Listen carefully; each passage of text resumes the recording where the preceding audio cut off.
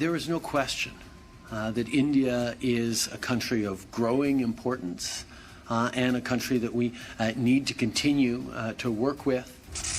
Justin Trudeau का ये बयान उनके चकनाचूर हो चुके घमंड और खत्म हो गई हेकड़ी की गवाही दे रहा है.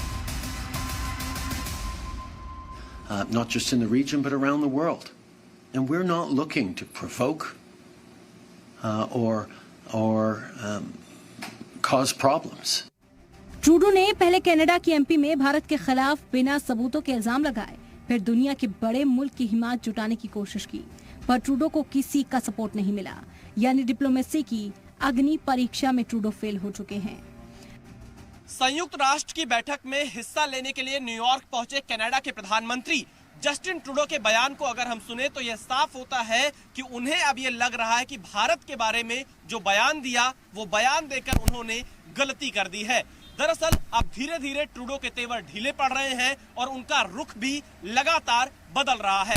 कनाडा के प्रधानमंत्री जस्टिन ट्रूडो ने कनाडा नागरिकों की सुरक्षा का हवाला देकर भारत के खिलाफ जो अनर्गल आरोप लगाए अब वो उनके ऊपर बहुत भारी पड़ता हुआ नजर आ रहा है, क्योंकि कई इंटरनेशनल एक्सपर्ट्स का यह मानना है कि जो बयान ट्रूडो की तरफ से दिए गए हैं वो समय से बहुत पहले दिए गए और भारत पर जो बयान दिया ट्रूडो ने वो कहीं ना कहीं उनकी गलती है और शायद अब ट्रूडो भी इस गलती को मान रहे हैं, इसीलिए इस तरह का बयान दे रहे हैं.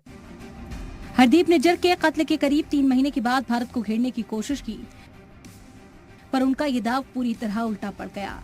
यही वजह है कि ट्रूडो अब इंटरनेशनल स्टेज पर अपने बचाव का रास्ता तलाश रहे हैं. जानकार ये भी कह रहे हैं कि कनाडा के पीएम सरेंडर वाले मोड में है. कनाडा के प्रधानमंत्री जस्टिन ट्रूडो भारत की शक्ति, भारत की महत्ता और भारत के बढ़ते हुए वैश्विक प्रभाव को जानते हैं, लेकिन वर्तमान समय में ये स्पष्ट रूप से दिखता है कि जस्टिन ट्रूडो अपने संकीर्ण राजनीतिक स्वार्थों की सिद्धि के लिए वो भारत और कनाडा जैसे बड़े संबंधों को दांव पे लगा रहे हैं. भारत के खिलाफ ट्रूडो का प्रोपेगेंडा शुरू होने से पहले ही दम तोड़ चुका है. भारत के खिलाफ लगाए गए इल्जामात पर ट्रूडो अब तक कोई सबूत नहीं दे पाए, लेकिन अपना पलड़ा भारी करने के लिए दुनिया के कई लीडरान की चौखट पर जरूर हाजिरी लगाई. जस्टिन ट्रूडो ने भारत की छवि बिगाड़ने की हर संभव कोशिश की. भारत के खिलाफ शिकायत लेकर वो अमेरिका, ब्रिटेन, ऑस्ट्रेलिया समेत कई देशों के पास गुहार लगाने पहुंचे, लेकिन उनके हाथ मायूसी के अलावा कुछ नहीं लगा. बाइडेन प्रशासन हो या सुनक सरकार, किसी ने भी कनाडा के आरोपों पर इतना भरोसा नहीं जताया कि उनके साथ कैमरे के सामने आकर खड़े होकर बयान देते. यहाँ तक कि इन देशों की तरफ से भारत के खिलाफ कोई बयान नहीं दिया गया. हामी ममालिक के रुख के बाद ट्रूडो की मायूसी साफ दिख रही है और इसका सबूत न्यूयॉर्क में प्रेस कॉन्फ्रेंस के दौरान एक सवाल का जवाब देने से पहले उनकी 4 सेकंड की खामोशी ने दे दिया. अब आपको दिखाते हैं ट्रूडो से क्या सवाल पूछा गया था और उन्होंने कैसे थोड़ी देर सोचने के बाद उसका जवाब दिया.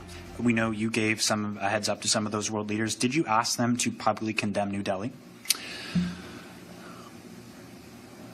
As a country of the rule of law, we have an obligation to ensure that those processes unfold in a rigorous and independent manner, and that is what we are ensuring. At the same time, we are ensuring that Canadians stay protected and that we stand up for the international rules-based order. That is something that we are doing, and it's something we are doing alongside our allies. Trudeau के हाव भाव से साफ है कि जिस over confidence में आकर उन्होंने संसद में भारत के खिलाफ बातें कही थी वो सब मायूसी में बदल गई, क्योंकि ट्रूडो को जिन ममालिक से ताउन की उम्मीद थी उनमें से किसी ने भी भाव नहीं दिया. पर अमेरिका ने तो ट्रूडो समेत पूरी दुनिया को 2 टूक लफ्जों में भारत की अहमियत बता दी. Now, India is not Russia, and China has its own set of challenges that we deal with in its own context. So, of course, there's going to be differences in how we deal with countries one by one. America का रुख बताता है कि भारत को लेकर बिना सबूत के कही गई बातों पर उसे बिल्कुल भी यकीन नहीं. अब ये भी साफ है कि दुनिया में भारत को लेकर आज क्या सोच है, पर भारत का महत्व समझने में ट्रूडो से बड़ी भूल हो चुकी है. ब्यूरो रिपोर्ट, जी मीडिया.